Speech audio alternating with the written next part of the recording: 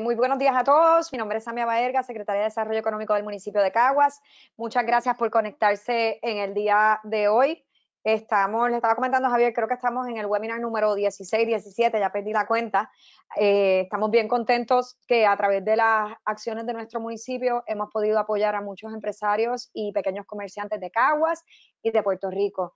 Así que a nombre de nuestro alcalde, un saludo muy especial. Muchas gracias. A Javier, muchas gracias por aceptar la invitación. Sé que tienes muchas cosas buenas que enseñarles y a todos, así que pues te felicito por esas gestiones que has estado haciendo. Sé que estuviste la semana pasada dando un taller en Colombia, estoy segura que en muchos otros lugares, así que gracias por haber estado y sacado un tiempito para nuestros empresarios creativos y de Puerto Rico. Voy a estar pasándote la presentación, así que gracias por estar aquí y te estoy pasando la presentación ahora mismo para que podamos dar inicio. Muy bien, muchas gracias.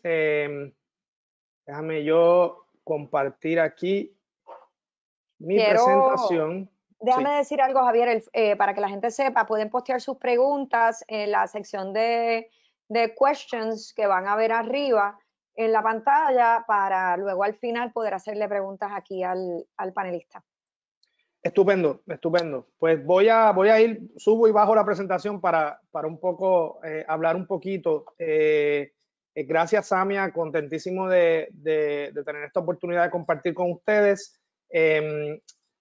Y sobre todo, ¿verdad? La importancia que tiene hablar con el sector cultural y creativo de nuestros pueblos, ¿verdad? Caguas, que he tenido la oportunidad de colaborar con muchísimos proyectos allá. Y me parece que es un momento bien importante para repensar lo que estamos haciendo, para ¿verdad? Estructurar nuestros proyectos, nuestras líneas de trabajo, sabiendo que hay una transformación ¿verdad? Nunca antes experimentada ¿verdad? Con este panorama que estamos viviendo. Así que agradezco a Samia, agradezco al municipio de Caguas, al alcalde, por este esfuerzo, porque es importante abrir estos canales de discusión y comunicación con el sector, con todos los sectores económicos que han sufrido tanto de esta pandemia y que ahora lo que nos corresponde es empezar a pensar cómo vamos a reestructurar nuestros emprendimientos ante un panorama que todavía es incierto, pero ya sabemos que en este esfuerzo hay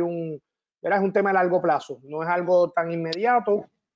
Nosotros venimos de un sector que, al igual que otros sectores, ha sufrido mucho los últimos años, ¿verdad? Yo diría que desde que comenzó la crisis económica, el sector de arte y cultura y creatividad, precisamente porque está muy relacionado a actividades de ocio, actividades de entretenimiento.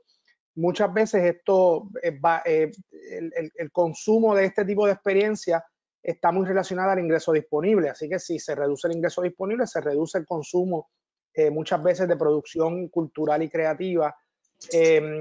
Y luego tuvimos el tema del huracán María, que también fue un cambio dramático.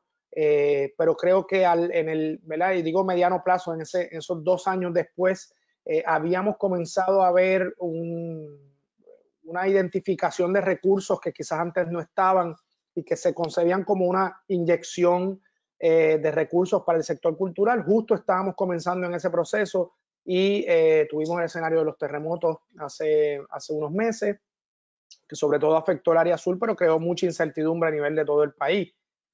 Apenas nos estábamos recuperando de ese panorama y entramos en este nuevo contexto que, a diferencia de los anteriores, es internacional. Así que, por un lado, no es exclusivo de nosotros y nos ayuda un poco a que la válvula de escape no es simplemente que continúe el consumo en otras áreas, sino que también no es solamente Puerto Rico quien está buscando soluciones, es el mundo entero. Y eso va a ser positivo porque tenemos muchas mentes trabajando juntas para tratar de encontrar soluciones para el sector de arte y cultura, que es un sector que tiene una aportación económica importante para los países. Muchas veces pensamos en el tema de arte, cultura, creatividad como una actividad que principalmente es subsidiada.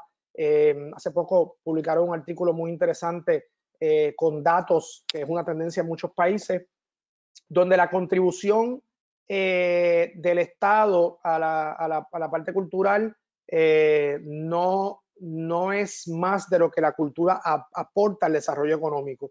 Y por eso es bien importante que en este caso, ¿verdad? Las secretarías y los departamentos de desarrollo económico adopten el tema de las industrias culturales y creativas, porque sí son una aportación importante. Tienen una contribución social y cultural, educativa, comunitaria importante, y también tienen una contribución económica al desarrollo de los países. Por eso es importante atenderlos como corresponde. Para los que no me conocen, mi nombre es Javier Hernández. Yo dirijo el Departamento de Administración de Empresas de la Universidad del Sagrado Corazón.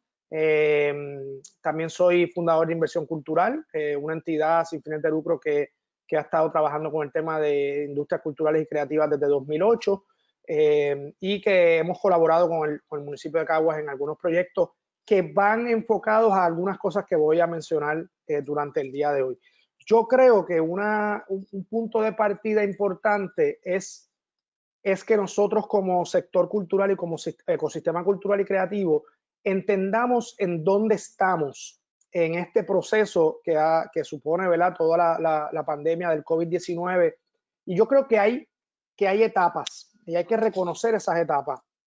Yo, tratando de visualizarlas, yo creo que la primera etapa es esa etapa que estamos viviendo ahora, del impacto, ¿verdad? De sufrir el impacto de una cancelación, ¿verdad?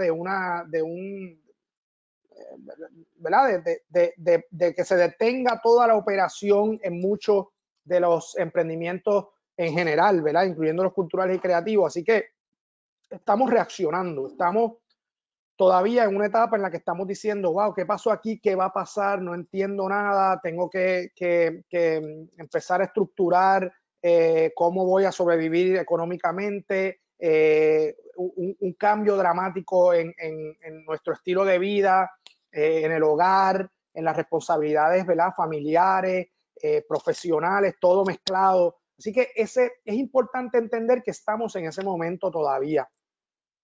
Y que de ese momento yo diría que estamos empezando a movernos a una etapa de transición donde ya estamos diciendo, ok, esto no va a seguir funcionando como funcionaba. Y mi trabajo ahora es sentarme a pensar cómo voy a estructurar ese futuro, ¿verdad?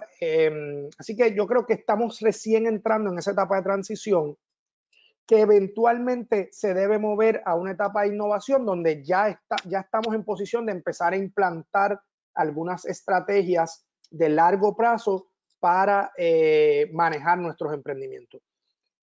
Sí, en la etapa de impacto creo que hemos sido capaces de reaccionar y de hacer algunas acciones inmediatas a través del tema de redes sociales y demás, pero quiero dejar claro que en la mayoría de los casos todavía ese no es el modelo de negocio, todavía estamos explorando o reaccionando para mantenernos en el panorama, lo que estamos como manteniéndonos en el juego, y luego vamos a tener que seriamente empezar a pensar en qué vamos a hacer en los próximos 6 meses. Yo creo que los próximos 6 meses van a ser bien críticos, porque hoy todavía tenemos un escenario de mucha incertidumbre porque no sabemos qué planificar y cómo planificar. Yo creo que los mejores pronósticos nos ubican, ¿verdad?, sobre todo en el sector que tiene que ver con entretenimiento, que requiere aglomeración. Estamos pensando probablemente 2021, enero de 2021 en adelante. Y por eso he estado muy pendiente a lo que ha pasado en otros países. Y lo bueno es que como estamos en etapas distintas en el desarrollo y manejo de esa pandemia, ¿verdad? Un buen manejo regular o manejo o mal manejo. Pero tenemos referentes internacionales que nos van a ir anticipando cómo y cuán larga va a ser esa transición. Así que es importante pensar que una cosa es las acciones de inmediatas que estamos haciendo y otra es cómo nos vamos a mover de manera sostenible hacia el futuro. Yo creo que en esta etapa es muy importante que todos los artistas creativos, artesanos, colectivos teatrales, en toda la gama de industrias culturales y creativas, y para ser claro en esa gama, Yo ¿verdad? Utilizo las definiciones internacionales que hablan de las artes, del patrimonio. Cuando digo el patrimonio, hay toda una actividad de museos, toda actividad de celebraciones, de tradiciones, de centros culturales. En las artes están las artes escénicas, las artes literarias, las artes visuales, las artes performativas. Tenemos el sector de medios, que también se ha afectado muchísimo, todo el sector de cine y audiovisual. También el sector, ¿verdad?, más tecnológico, que es parte de las industrias creativas. La parte de diseño, el diseño de moda, el diseño industrial, el diseño gráfico. Toda esa gama de servicios es a lo que me refiero cuando hablo de industrias creativas. Y yo creo que nosotros como individuos creativos, como artistas, como artesanos, como diseñadores, primero tenemos que buscar estabilidad. Y yo creo que eso es un tema que se ha discutido bastante en otros foros similares a este. Y es importante que estemos pendientes de todo lo que está pasando allá afuera. Yo creo que, bueno, y todos sabemos que los recursos son limitados, pero en los últimos meses hemos visto toda una gama de recursos que si usted, ¿verdad? Quizás nosotros a veces no estamos tan pendientes de estos asuntos porque estamos trabajando en nuestros emprendimientos y dedicamos día y noche a eso. Hay que conocer, hay que leer, hay que buscar los recursos que está ofreciendo el gobierno local y el gobierno federal. Ya tuvimos la oportunidad, ¿verdad?, del incentivo de $500 para trabajadores por cuenta propia, el de 1.500 para empresas, que ya mucha gente lo empezó a recibir. Individualmente tenemos el incentivo federal, que ya debe estar depositándose para los que radicaron planilla en el 2019 y luego va a ir, ¿verdad?, retrocediendo dependiendo de la información. Así que allá hay una gama de recursos de respuesta inmediata que es importante que todos ustedes conozcan. Algunas de ellas ya no están disponibles, pero si no solicitaron a ellas y no las recibieron, es importante que estén pendientes de todos esos paquetes de ayuda. Sabemos que todavía hay oportunidad con SBA, que es el Small Business Administration, y también ha habido webinars sobre eso, que tiene, el SBA siempre ha funcionado con una estructura de garantías de préstamo. Ahora también están prestando ellos mismos con la oportunidad de condonar una parte de esos préstamos si se utiliza en retención de la nómina y en el pago, ¿verdad?, de algunas obligaciones que están relacionadas a poder mantener esa plantilla. Así que muy pendientes al SBA, muy pendientes. Sabemos que hay un sector en el emprendimiento cultural y creativo muy robusto de organizaciones sin fines de lucro que operan, ¿verdad?, en un entorno híbrido de empresas sociales. Y es bien importante que conozca el ciclo de convocatorias de estas fundaciones. Muchas de ellas han decidido un poco acelerar el proceso de ofrecer recursos precisamente por el escenario de emergencia. Yo mencionaría la Fundación Ángel Ramos, que es una fundación que por años ha aportado muchísimo a las artes. Mencionaría el Fondo Flamboyant para las Artes, que cerró una convocatoria la semana pasada y que es un fondo que se creó a partir de la aportación de Luis Manuel Miranda y de la familia Miranda luego de la presentación de Hamilton en Puerto Rico. Ese fondo ha ayudado cerca de más de 40 organizaciones en Puerto Rico y es importante que esté pendiente esas convocatorias. Titín Foundation, Fundación Segarra, Fundación Banco Popular, son fundaciones locales que tienen muchos recursos de apoyo y que han adaptado sus ofrecimientos a este escenario que estamos viviendo. Así que anote esos nombres, busque, y esto es un escenario que es complejo porque es mucha información, pero lo que yo les pido es que se estructuren, que anoten, que hagan la investigación, que busquen fechas de convocatorias y que adelanten el trabajo para estar pendiente para solicitar esos fondos. Los artistas individuales tienen que estar bien pendientes a entidades como el Museo de Arte Contemporáneo, Kilómetro 0.2, porque muchas fundaciones en Puerto Rico que no ofrecen ayuda a individuos, lo que han hecho es identificar otras entidades que sirvan como intermediarios en la distribución de esos fondos. Está Surf Plus, que trabaja con temas de artesanos. Kilómetro 0.2 cerró su convocatoria hace poco. Beta Local en algunos momentos ha servido de enlace y ha tenido varias convocatorias para artistas individuales.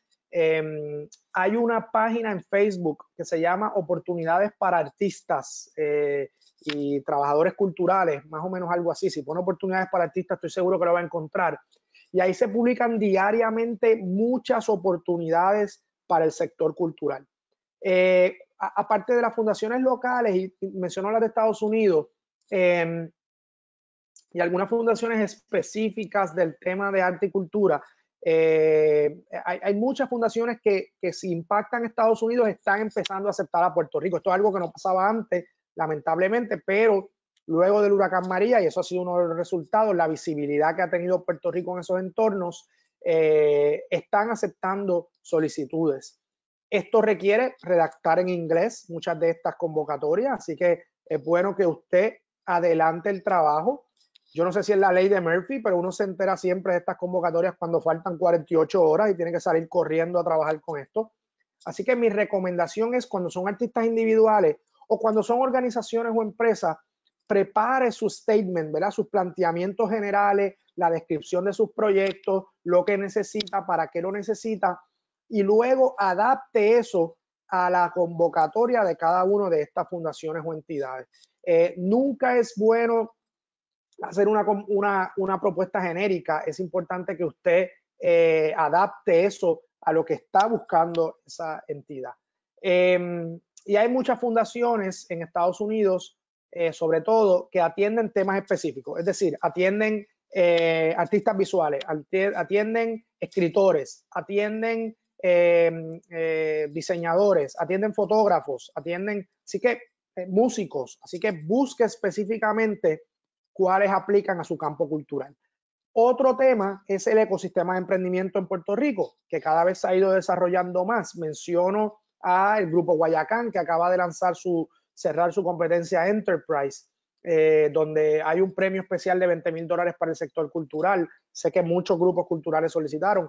Esto cerró ya, pero vuelven a abrirse estos ciclos en distintos momentos, y otros programas. Centro para Emprendedores tiene recursos de mentoría para negocios existentes que están pasando por un momento difícil. Kiva permite los préstamos sin intereses, que pueden ser muy útiles en estos momentos.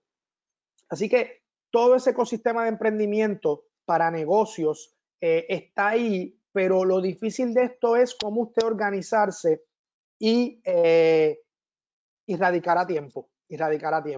Estamos en un momento en que tenemos que tratar de acceder a la mayor cantidad de ayudas posible.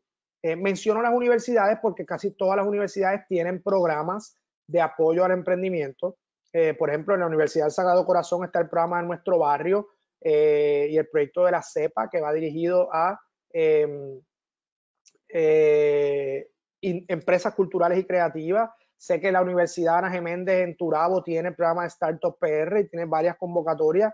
Así que muchas universidades están destinando recursos. EDP University están destinando recursos para apoyar a los emprendedores. Así que es importante que usted conozca eso. Entonces, lo que quiero decir es que como estamos en una etapa de estabilización, hay que salir allá afuera a buscar los recursos necesarios para estabilizar nuestras operaciones y tener un mínimo de ingreso razonable para poder pasar a la segunda etapa, ¿verdad? Así que ahorita en las preguntas podemos hablar un poco de este fenómeno y algunos consejos, pero creo que ya sea usted un artista independiente, una empresa creativa o una entidad sin fines de lucro, ¿verdad? Que yo lo considero emprendimientos culturales y creativos también, es importante que usted identifique los recursos para estabilizar su operación.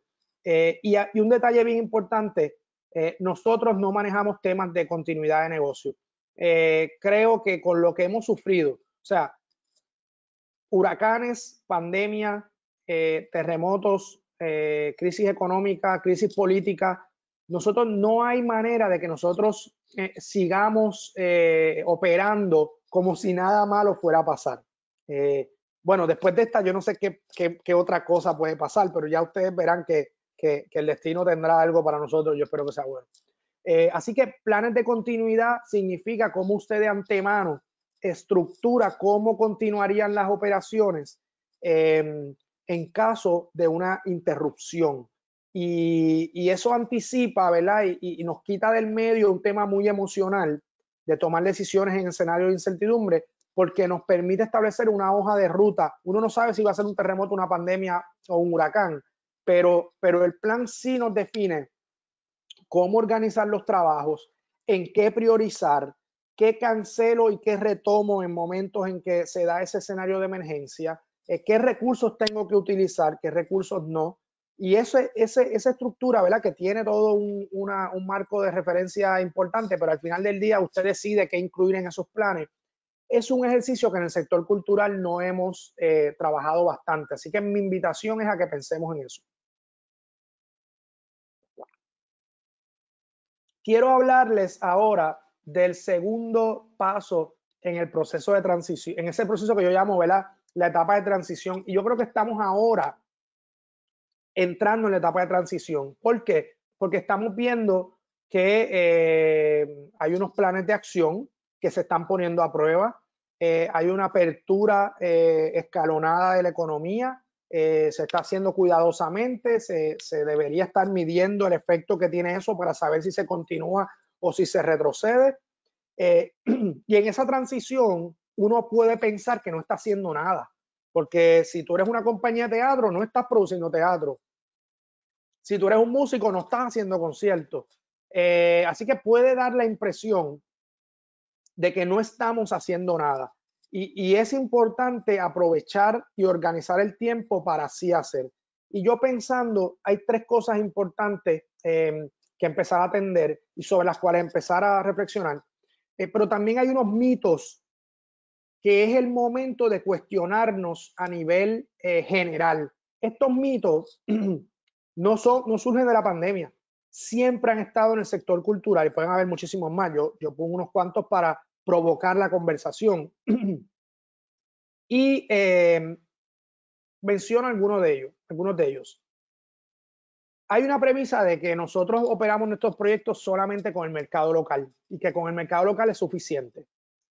Obviamente eso es un mito que ha probado no ser cierto ahora más que nunca.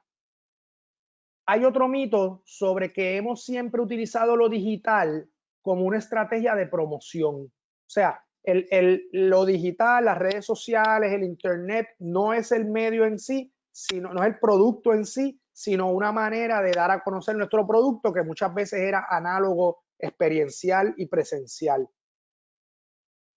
Ha habido otro mito siempre de que los emprendedores culturales y creativos no segmentan y van dirigidos a todo el mundo. Cualquiera que quiera ir a mi ofrecimiento, cualquiera que quiera comprar mi trabajo artesanal, mi trabajo de diseño, mi trabajo de arte visual, mis publicaciones, mi trabajo creativo, mi contenido audiovisual, esto va para todo el mundo. Hay otro mito sobre la competencia, ¿verdad? Nosotros venimos de entornos empresariales donde se compite.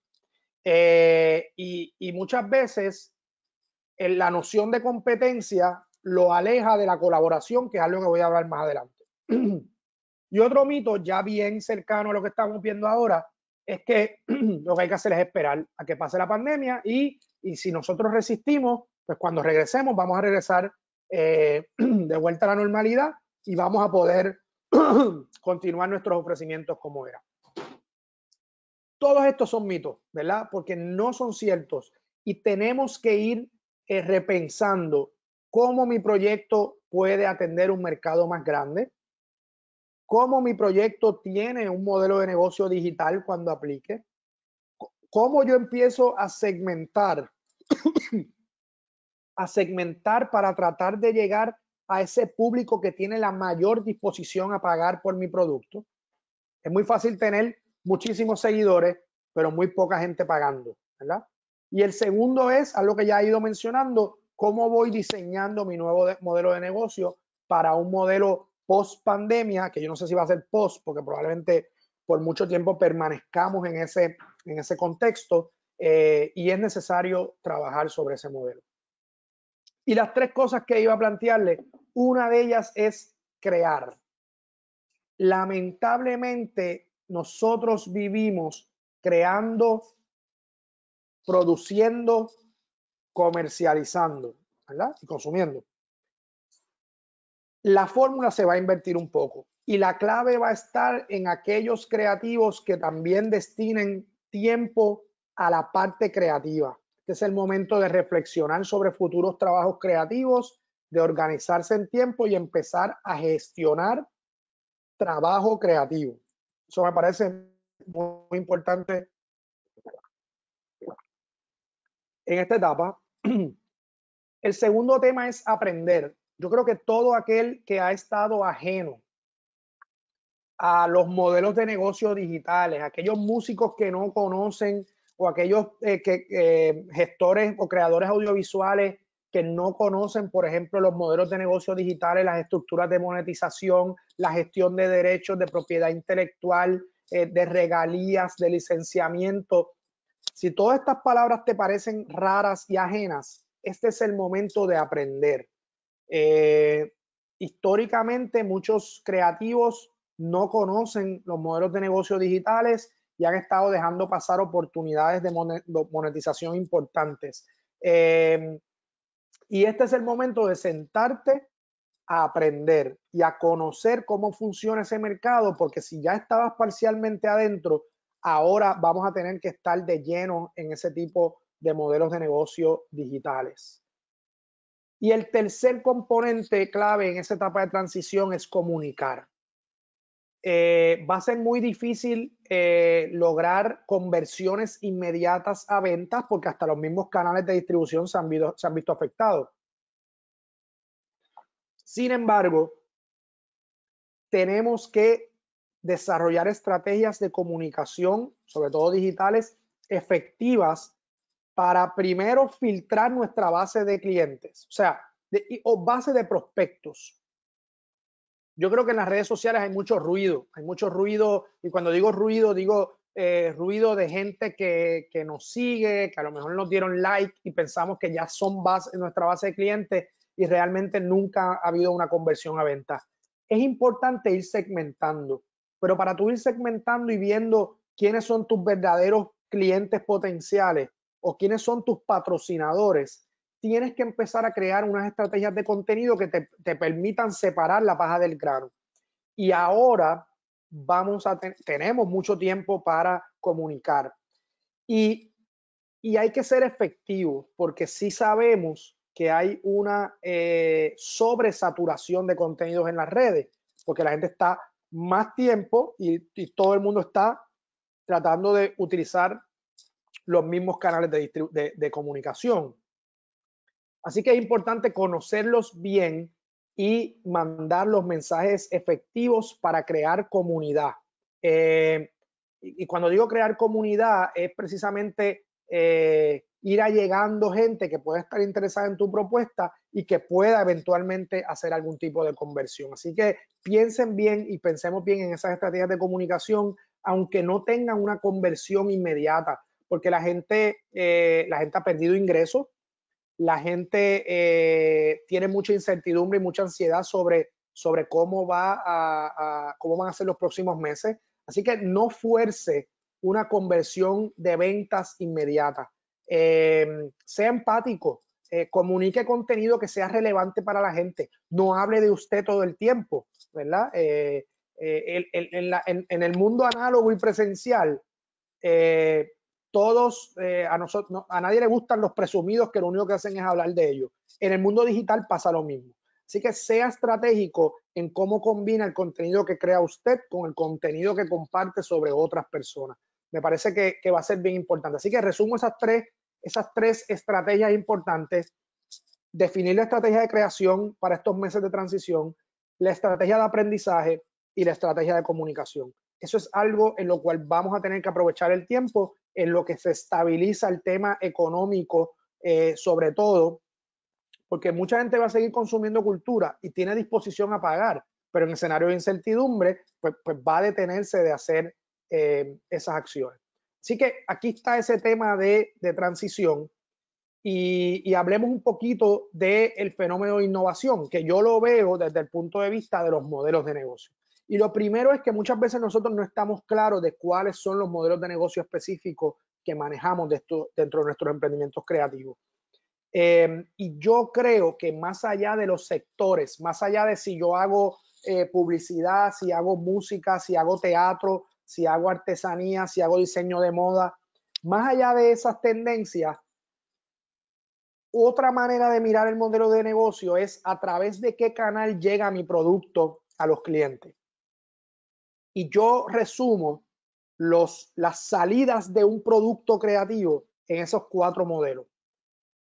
Tu producto llega al cliente a través de un contenido digital, un archivo digital, para ser más específico. Esto puede ser una fotografía, esto puede ser un video, esto puede ser una canción, cualquier tipo de archivo, ¿verdad? Un MP4, un JPEG, un MP3, cualquier contenido digital es en sí un modelo de negocio que tiene sus propias maneras de monetización, ¿verdad? Y eso es bien importante conocerla, que es muy distinta a los productos tangibles. Cuando yo vendo algo físico, el músico también puede vender un CD, ¿verdad? Como objeto estratégico casi de colección.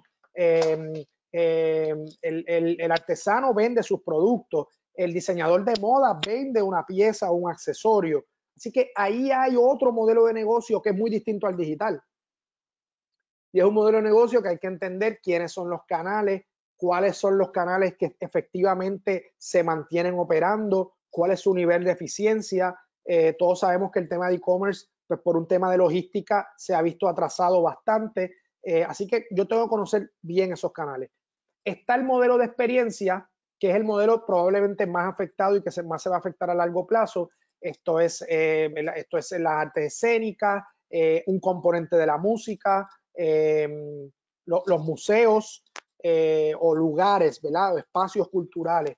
Y finalmente está el tema de los servicios, que es cuando yo proveo un servicio a una empresa, ¿verdad? Un servicio digital de contenido, por ejemplo, de creación de contenido, cuando yo ofrezco servicios educativos, por ejemplo. Entonces, yo tengo que entender bien, y esto yo sé que es mucho trabajo, pero ¿cuáles son mis modelos de negocio? ¿Y cuál es el estado actual de cada uno de ellos? ¿Y cuáles son las formas adecuadas de monetización en cada uno de ellos? Es muy fácil decir, me voy a mover a digital, pero en digital, ¿conoces cómo tu producto en particular puede monetizar? O como yo dije anteriormente, lo vas a ver solamente como una estrategia de comunicación. Esto está pasando con los museos, esto está pasando, ¿verdad?, con los músicos. Así que es importante saber para qué estás haciendo esa gestión estratégica. Y yo creo que eventualmente vamos a tener que buscar un nivel de diversificación entre esas 4 fuentes, o 2 de ellas o 3 de ellas, para poder no ser tan vulnerables al tema de experiencia. Creo que los que vienen de las artes escénicas, sobre todo, muchos en la música y en algún tipo de parte de patrimonio y de celebraciones y de manifestaciones, dependíamos mucho de la producción de eventos. La experiencia puede darse de manera digital todavía, pero tenemos que diseñarla para que tenga esos elementos tradicionales, pero a la misma vez experiencias de monetización digital. Así que yo creo que la clave va a estar en entender bien cuáles de estos modelos de negocio yo voy a utilizar en el futuro y cómo van a ir evolucionando cada uno de ellos. Regreso al tema de la marca. El mundo digital funciona a través de modelos de negocio. O sea, no hay ninguna red social que sea una entidad sin fines de lucro. Son empresas con sus propios modelos de negocio y son empresas de publicidad principalmente. Así que sus modelos de negocio consisten en que tú les crees contenido gratuitamente y que tengas que pagar porque ese contenido se difunda. En algunos casos, ¿verdad? Como Facebook. YouTube, por ejemplo, su modelo de negocio es que tú crees contenido, el mayor contenido posible, sin ellos tener que pagarte. Ese es el modelo de negocio de estas plataformas. Entonces, ¿cómo tú sobrevives en un modelo de negocio que todo el tiempo va a estar tratando de reducir tu visibilidad para reservar esa visibilidad para el que está pagando? Al final se trata de eso, ¿verdad? Facebook quiere proteger el espacio para la gente que sí está pagando por hacerse ver. Entonces, esto requiere de nuevo, y esto lo mencioné con el tema de comunicación, pero lo quiero resaltar. En estos tiempos, si nosotros no tenemos una presencia consistente en el mundo digital, el algoritmo nos va a sacar del mercado y volver a entrar. Y pregúntenle a aquellos que dejaron morir una página de Facebook y después la tratan de rescatar, lo difícil que es conseguir reacción orgánica, ¿verdad? O alcance orgánico. Es dificilísimo porque el algoritmo siempre está buscando que lo que la gente vea sea relevante a ellos. Así que branding, branding, branding. Esa va a ser la clave en los próximos 90 días. Aquellas personas que logren retener su base de público y que logren comunicar efectivamente a sus públicos y se mantengan cercanos a sus comunidades de público, van a ser clave. Porque eso es lo que después nos va a ayudar a monetizar de alguna manera. Hay una teoría de los 1000 true fans que históricamente hemos usado en el ecosistema creativo. Y esto es bien importante porque al final lo que quiere decir esto, ¿verdad? Si tú consigues, y es una matemática sencilla, si tú consigues 1000 seguidores que paguen $100 al año, son $100,000. No te habla de 10,000, no te habla de 100,000. Volvemos al tema que mencionaba ahorita de la segmentación. No es cantidad, es calidad. Esto es bien interesante porque en la parte anterior de contenido necesitamos cantidad, necesitamos generar mucho contenido relevante, un trabajo full time, pero a la hora de conversión no podemos estar tratando de monetizar de todo el mundo y tratar de ser efectivos en esa gente que sí tiene una mayor disposición a pagar. Tratemos de segmentar a esa gente y tratemos de enfocarnos en cómo capturar valor económico de la gente que definitivamente está más cercana a nuestro producto. Esa va a ser la clave. Por eso yo he estado hablando también de ese tema de micronichos, porque ahora vamos a tener que destinar nuestros esfuerzos a gente que realmente pueda suponer una conversión ingreso. Primero tenemos que conocer a nuestro público macro, empezar a filtrar y darle un cariño especial a esos fanáticos verdaderos, como dice ahí. Es lo que llaman las estrategias de conversión, ¿no? Lo que pasa es que esto requiere un tema de analytics importante, porque si yo no logro establecer puntos de conversión de alguien que le da like, a alguien que le da share, a alguien que me escribe en privado, a alguien que compra uno de mis productos, nunca voy a saber quién es y quién no es ¿verdad? Ese fanático verdadero, por seguir usando ese concepto. Y el último punto que quería traerle es que nosotros tenemos que empezar a pensar en cómo vamos a crear estructuras de colaboración. Yo pongo una sombrilla porque estoy pensando en emprendimientos sombrilla. Todo el mundo está enfrentando los mismos retos en todos los sectores. Las artes escénicas están sufriendo lo mismo, las artes musicales están sufriendo lo mismo, la danza está sufriendo lo mismo, el diseño de moda está sufriendo lo mismo. Leía un artículo yo el otro día sobre el tema de tendencia, lo mucho que se iba a afectar la moda si el trabajo remoto no necesariamente apela a ese tema de la moda y cómo nuestras costumbres iban a cambiar y cómo todo ese tema de moda y accesorios podría variar dramáticamente. No quiero imaginarme el mercado de calzados, imagínate que es algo que nunca se va a ver en el Zoom o en los webinars, así que ahí hay tendencias un poco más profundas. Pero todos estos sectores están sufriendo lo mismo. Por lo tanto, nosotros tenemos que pensar cómo vamos a crear emprendimientos colaborativos, emprendimientos colectivos que atiendan la necesidad de muchos y que nos ayuden a tener las economías de escala que nunca alcanzamos en el sector cultural y creativo, porque todo lo hacemos solo e individualmente. Y mencionaba el otro día, y lo traigo nuevamente, que es importante pensar en emprendimientos colectivos que tengan impactos en el territorio, ¿verdad? Y eso es algo que hemos empezado a trabajar en Caguas con el proyecto de microredes culturales. Tenemos que protegernos en nuestros territorios, tenemos que buscar soluciones colectivas, soluciones que sean buenas para todos y que la inversión lo amerite. Necesitamos impacto de esos emprendimientos colectivos en la parte gerencial. No es viable individualmente manejar nuestros proyectos. Muchas veces necesitamos recursos. Esto es algo que estamos haciendo en inversión cultural y por eso lo menciono, porque hay un modelo ahí directo de cómo centralizar operaciones administrativas que no te añaden valor a ti creativo, que no le añaden valor al artesano, al músico, al diseñador gráfico y a otros creativos. Pues subcontratemos esas cosas si nos generan una eficiencia y una economía de escala. Eventualmente nos hemos dado cuenta que el sector creativo está muy desprotegido en temas de beneficios sociales, ¿verdad? Mucho trabajo por cuenta propia, no hay estructuras de retiro, no hay estructuras de planes médicos, muchas veces estamos a la deriva en esos temas de beneficio social y esos emprendimientos colectivos podrían ayudar a entender ese tema. La monetización es colectiva, ¿verdad? En vez de, un poco parafraseando, la salvación es individual, la monetización es colectiva. Todo el mundo tratando de ganarle a las grandes plataformas de manera individual, yo creo que va a ser imposible. Las formas de monetización van a estar cuando encontremos modelos de alianzas estratégicas o marcas colectivas que centralicen unos contenidos y moneticen para todos. Esto está en pañales, pero yo pongo sobre la mesa que la única manera es esa. Y el último impacto que yo espero que tengan esos emprendimientos colectivos es en la parte de innovación. Tenemos que crear ¿verdad? Innovación abierta, inteligencia colectiva para compartir soluciones, porque como sabemos, nosotros no sabemos todavía cómo van a ser los eventos en el 2021.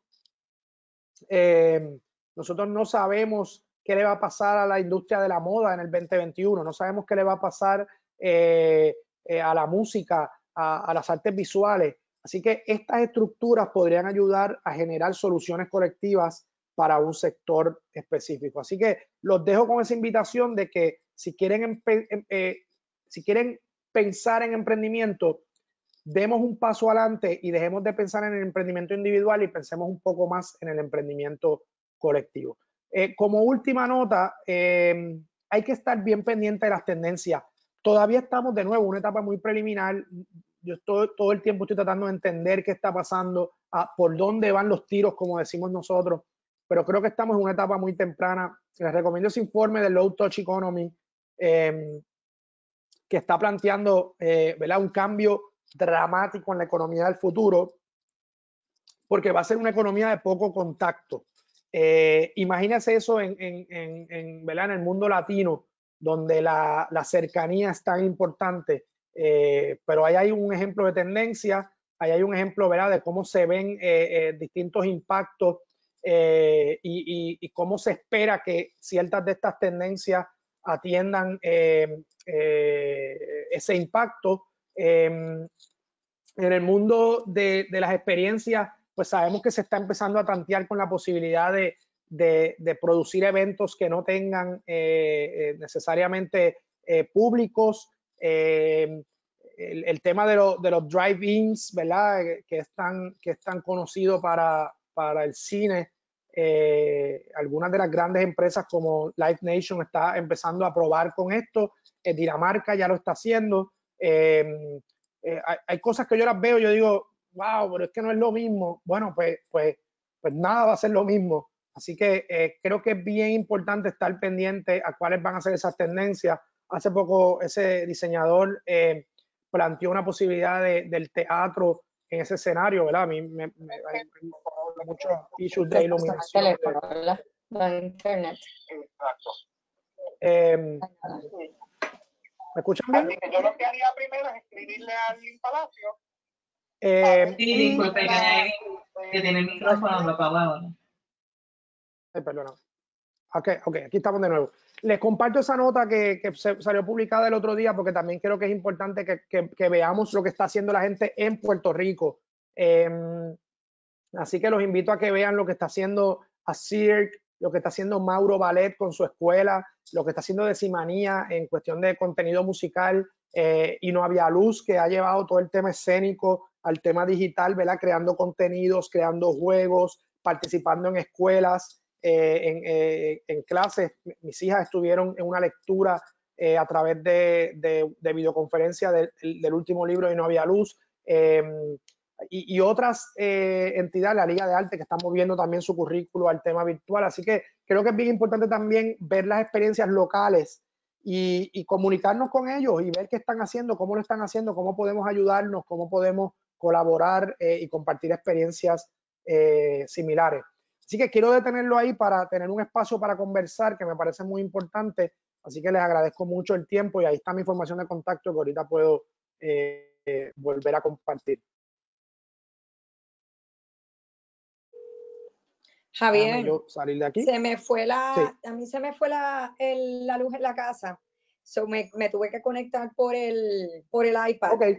que no puedo ver las preguntas. Ya se me está, ya creo que Vanessa va a estar leyendo las preguntas por mí, porque no las puedo ver desde la conexión de acá. Pero sí me gustaría reflexionar, que estaba copiando en varias cosas que dijiste que me parecieron bien importantes que seamos puntuales en lo que Vanessa busca las preguntas. Me pareció, y yo creo que es algo que estamos viendo en todos los sectores, y es bien importante que enfaticemos en el momento que estamos de transición, que tenemos que reflexionar sobre nuestros modelos de negocio. Las empresas tienen que empezar a reflexionar y repensarse. Y yo creo que es excelente eso que mencionaste. Tenemos que ver si el modelo de negocio que teníamos va a funcionar. He hablado con muchas personas donde están como paralizados esperando a ver cuándo esto cambia y que nos permitan reabrir y ver y pensar que vamos a funcionar de la misma manera. Y eso es algo que me encantó que lo mencionara, que tenemos que repensarnos. Cuando yo anoche leía un artículo del Boston Consulting Group, hablaba de que esta etapa donde estamos, que le llaman la etapa de fight, va a durar de 18 a 36 meses. Wow. Y cuando yo veo personas que no están repensando su modelo de negocio, pues me preocupa, me preocupa y me quería reflexionar sobre eso que mencionaste y la parte de digitalización. Cómo yo ¿cómo se dice? La monetización sobre lo digital, o es digital para una estrategia de comunicación o es digital para tener conversión y poder generar ingresos. Quería mencionar esas cosas que me parecieron bien interesantes. Y ahorita me gustaría que abundes también la parte de las ayudas, de esas fundaciones, si puedes volver a mencionar. Sí, bien de acuerdo. Yo creo que nosotros, muchos de nuestros proyectos han tenido modelos de negocio porque siempre han existido. Yo leía un artículo anoche sobre el tema del teatro, una conversación, un artículo muy bueno, y un estratega digital y un director de teatro, y él decía, pero es que el teatro es el teatro, milenariamente ha sido milenariamente ha sido una estructura que depende de la experiencia, y la otra persona decía, sí, pero probablemente no va a volver a ser así, así que cómo lo convierte en una experiencia digital por la cual la gente esté dispuesta a pagar. A lo mejor está dispuesta a pagar menos, pero puede llegar a más gente. Entonces, ese tipo de conversación, de retarnos, yo soy bien fanático de un libro de Luke Williams que se llama Disrupt. Y Luke Williams lo que dice es que la manera adecuada la mejor manera de generar innovación es rompiendo con los clichés que tiene esa industria o ese trabajo. Pues obviamente el cliché del teatro es que tiene que darse en un teatro, tiene que ser presencial. Pero ¿qué tal si yo quito ese cliché y empiezo a proponer otras maneras? Y nos vamos a tener que enfrentar a eso y se nos van a ocurrir 1000 ideas que son ridículas, absurdas y que no van a funcionar. Pero vamos a tener que exponernos a ese ejercicio creativo de pensar en otras maneras de llevar nuestro trabajo creativo a los consumidores, porque definitivamente va a cambiar y va a cambiar para largo. Sobre las ayudas, yo recomiendo, y nosotros estamos tratando, ¿verdad? Y muchas entidades están tratando de organizar la información. Yo creo que lo difícil de esto es que a veces toda la ayuda llega de cantazo y de repente tú no sabes a cuál solicitar, a cuál no. Y hay varias entidades, Inversión Cultural está trabajando en organizar también información, sé que nuestro barrio también, sé que esa página del Instituto de Cultura tiene una página muy buena bajo el archivo que tiene organizadas las ayudas, así que búsquelo dentro de la página del ICP. Y de nuevo, hay muchísimas fundaciones locales e internacionales que tienen sus convocatorias, lo que pasa es que son cíclicas, por eso yo digo, ten listo parte de tus planteamientos, de lo que quieres solicitar, de cuál es el proyecto, de su presupuesto. Yo recomiendo tener ese esqueleto listo, cosa que luego de que tú veas la convocatoria sea cuestión de empezar a adaptar y empezar a jugar, ¿verdad? Búscate una persona que te ayude, que sea tu lector, que sea tu revisor de la propuesta, y pensemos en maneras, ¿verdad?, colaborativas de ayudarnos. A veces uno no quiere compartir una propuesta porque tiene miedo de que se la roben, o yo no quiero ayudar a otro porque después se la dan a él y no me la dan a mí. Yo creo que tenemos que hacer ejercicios colaborativos para que al final tengamos más éxito en esa identificación de recursos. Sí, hay una pregunta de hace Linda Holloman. ¿Se conoce si hay un incentivo para ayudar a las empresas a comprar herramientas técnicas, software, web development, para ayudar a transformar la empresa en 100% digital? Mira, eso es un tema que va a surgir en los próximos, no tengo la menor duda que en los próximos meses va a surgir eso. Me consta que la Fundación Flamboyant, a través del Fondo Flamboyant para las Artes, una de sus convocatorias era para la parte operacional. En la última convocatoria que hizo habían dos alternativas, o la parte operacional, que sí se ha afectado muchísimo, y la otra era exclusivamente para proyectos que quieran moverse al tema digital, y esto podría incluir, ¿verdad?, pues equipos, contratación de recursos técnicos. Así que me parece que ya han empezado a surgir algunas fundaciones que ya han otorgado fondos. Me consta que han alterado sus acuerdos para que contemplen estrategia digital, ¿verdad? Y eso puede conllevar adquisición de software y demás. Así que está empezando a ver si se va a ver cada vez más en casi todas las fundaciones. Eso es lo que anticipo. Las empresas de turismo interno, por ejemplo, ¿qué podemos cambiar? ¿Menos personas, un aumento de precios, más publicidad digital? Mira, eso va a ser un tema interesante, ¿verdad? Todo el área de turismo y entretenimiento es de los sectores que vamos a ver, ¿verdad? Un retraso mayor en la reactivación, pero sí creo que en el tema de turismo interno es chévere porque tú estás vendiendo experiencias, y las experiencias por lo general tienes un control de volumen. Así que yo invitaría a las personas a ver, y la gente, volvemos al low touch economy, ¿verdad? Esto es lo que va a pasar. Así que cómo yo rediseño mis experiencias para que vayan dirigidas a un público quizás más exclusivo, con mayor disposición a pagar. Porque a lo mejor si tú hacías un recorrido con 20 personas, a lo mejor lo vas a hacer con 5. La pregunta es, ¿esas 5 te generan el ingreso que te generaban las 20 a un precio mucho más bajo? Yo creo que la disposición a pagar va a cambiar. Así que por eso yo hablo del tema de los micronichos. Nosotros vamos a tener que ser bien selectivos en buscar la gente que quiera pagar más. Ahora, la gente también va a buscar experiencias de poco contacto. Así que, ojo, porque el que tiene la disposición a pagar va a buscar experiencias que le provean seguridad. La percepción de seguridad en contacto va a ser clave aquí. O sea, así que tenemos que hacer esa transición bien. Los que producen experiencias, ya sea turísticas o de entretenimiento, tienen que prepararse con todos los protocolos, y sé que el municipio de Caguas ha compartido herramientas muy útiles sobre esto. Tienen que prepararse súper bien. Todavía no hemos llegado al tema de los teatros, de los festivales, de los eventos, pero vaya anticipando cómo rediseñar su experiencia y cómo tener los protocolos de seguridad necesarios para que la gente tenga la confianza de usar esa experiencia y de tener una mayor disposición a pagar. De momento no hay más preguntas.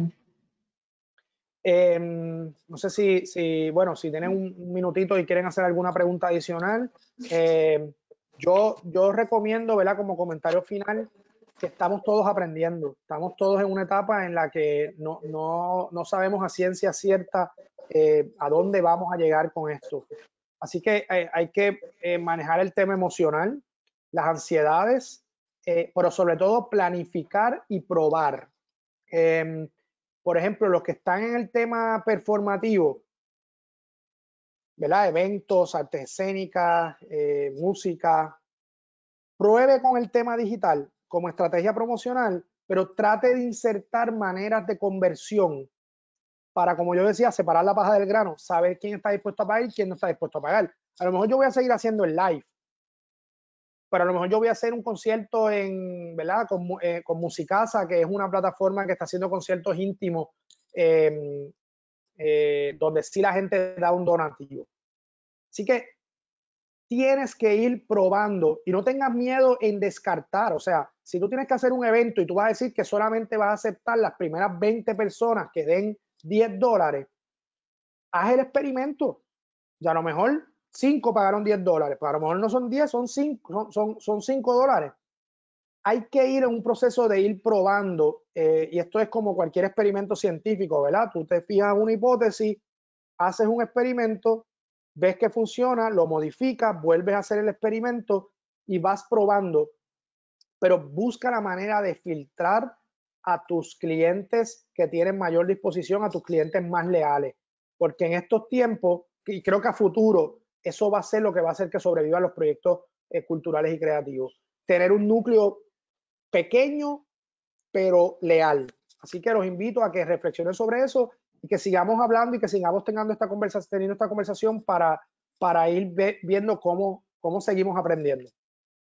Así que...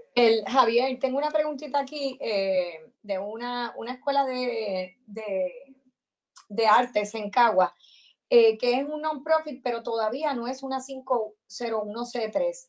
La pregunta es si tiene que ser 501C3 para esas fundaciones locales que hablaste de apoyo y si, o sea, ¿qué le puedes abundar sobre eso? Y si hay algún programa de apoyo para ayudarle a certificarse 501C3 para poder acceder a esos fondos de afuera. Mira, hay varias modalidades. Distintas fundaciones tienen distintos requisitos. Algunas piden exención contributiva local y algunas piden exención contributiva estatal, federal, que es la 501C3. Así que lo primero es estar bien pendiente de las convocatorias, porque esto es o te pide local o te pide federal, y si te permite agente fiscal en el caso en el que no tengas alguna de las exenciones, que el agente fiscal es una figura con la que tú te asocias para que sea el receptor de esos fondos para propósitos de tu proyecto. Eso es otro tema. Y sí, hay distintas entidades, asesores financieros comunitarios, ayuda a entidades sin fines de lucro a ese proceso. Eso es un proceso, ¿verdad? Bien específico, que implica mucho conocimiento legal, ¿verdad? Para cumplir con los requisitos del IRS. Así que yo, asesores financieros, si no, también te recomiendo que te comuniques con Inversión Cultural para poder darte algunos consejos y algunas referencias de personas que te puedan ayudar en ese proceso de solicitar. Así que es bien importante leer las convocatorias para saber qué exige y qué no. Por algunas sí lo piden, algunas no te aceptan. Por ejemplo, el National Endowment for the Arts te pide 501C3 y no te permite agente fiscal. Fondo Flamboyant no te exige 501C3 y te permite usar agente fiscal. Fundación Ángel Ramos te pide que tenga exención contributiva local, y así por el estilo varían de entidad en entidad. Ahora surgieron más preguntas, Javier. La primera, ¿qué opinas de los salones de belleza? ¿En qué sentido? En la... No especifica. Bueno, hay una actividad que está ¿verdad? Insertándose de nuevo en la economía.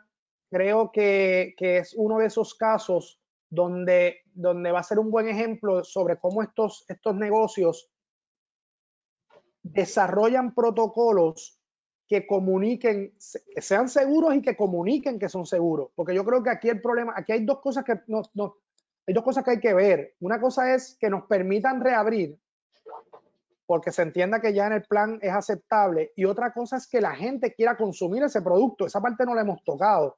Yo creo que la gente por naturaleza no va a querer salir al momento en que le permitan operar ese negocio.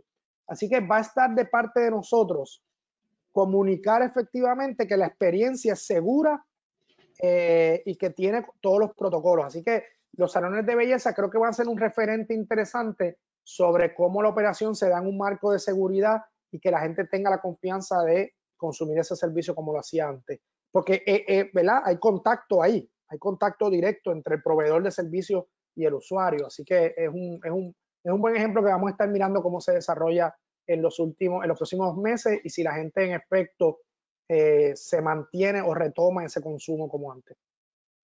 Lo otro no, es un comentario, me imagino que respondiendo a la pregunta que hizo Samia, dice que la Fundación Ángel Ramos estaba ayudando a la certificación 501C3.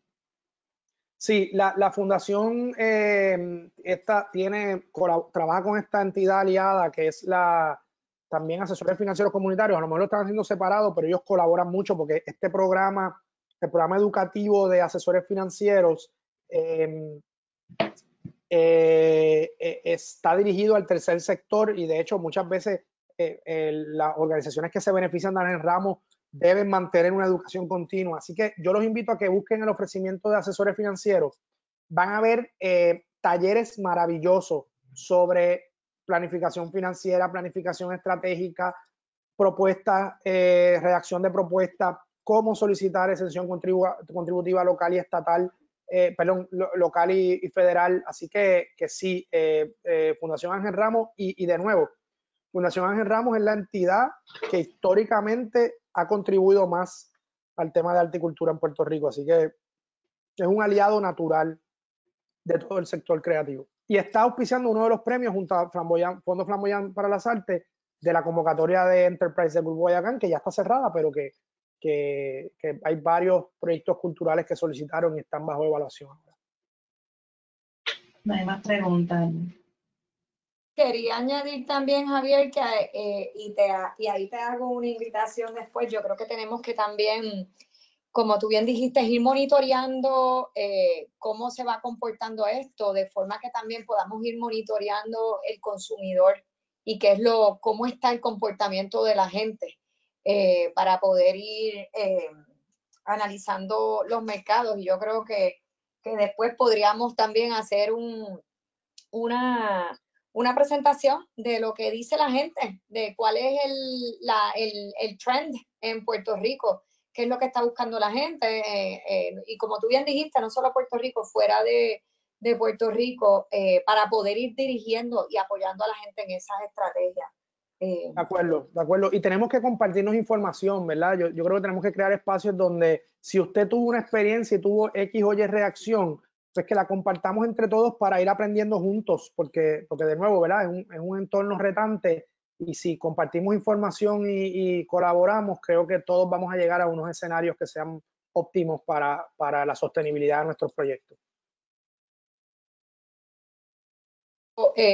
Básicamente, si no hay algo adicional que quieras compartir, darte las gracias a nombre de nuestro alcalde. No, gracias a ti, Samia, gracias por lo que están haciendo. ¿Verdad? Caguas siempre ha sido un referente de todo el tema de desarrollo económico local y de las industrias culturales y creativas. Yo tengo que decir esto, siempre lo digo. La primera actividad en Puerto Rico a la que yo asistí sobre el tema de industrias culturales y creativas fue en el municipio de Caguas, yo creo que 2008-2009, cuando el alcalde William Miranda Marín trajo algunos recursos inclusive de Argentina que vinieron a Puerto Rico. El primer apoyo que yo recibí para compartir información en una conferencia internacional en Amberes, Bélgica, fue gracias al auspicio del Departamento de Cultura, de Desarrollo Cultural del municipio de Caguas. Así que no es casualidad que estén haciendo este tipo de conversación, porque Caguas ha sido pionero en este tema y yo siempre estoy agradecido de eso y a la orden para seguir colaborando en lo que sea necesario. Pues agradezco, yo creo que es bien importante a las personas, como tú bien dijiste, pueden visitar la página de Emprendimientos Culturales, ¿verdad? Esa página web, si puedes decir la dirección de Facebook para que la gente sepa dónde ir, buscar información y compartir contigo y con todo el sector, se puedan beneficiar. Los invito a que visiten la página de inversioncultural.com y también está la página del proyecto de emprendimientocreativo.com o emprendimientocultural.com, todo te lleva al mismo lugar, así que allá hay recursos valiosos para continuar esta conversación y para ver cómo seguimos apoyando el trabajo de los artistas y emprendedores creativos en Puerto Rico. Gracias a Javier, gracias a nombre de nuestro alcalde, gracias a todos los que se conectaron. Mañana en la tarde vamos a tener un taller a las 6 de la tarde sobre fraude, con el Federal Trade Commission. Nos van a estar hablando de los distintos fraudes que están ocurriendo con las ayudas federales y locales, así que los invitamos a que se registren en el mismo y el jueves continuamos con la segunda parte del taller de crecimiento, optimización y liderazgo en tiempos de COVID. Javier, muchas gracias de nuevo, es un honor para mí haberte tenido aquí y a todos los participantes, muchas gracias. Gracias.